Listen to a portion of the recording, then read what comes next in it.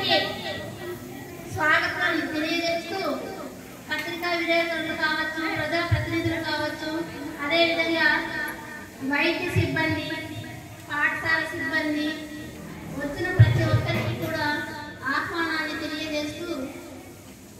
ఈ కార్యక్రమాన్ని ప్రారంభించాల్సిందిగా తెలియజేస్తూ, అదేవిధంగా పిల్లలకు అందరికీ కూడా ఈరోజు మెగా పేరెంట్ టీచర్ సమావేశానికి శుభాకాంక్షలు తెలియజేస్తూ పిల్లలందరూ కూడా చక్కగా కూర్చోవలసిందిగా తెలియజేస్తున్నాము.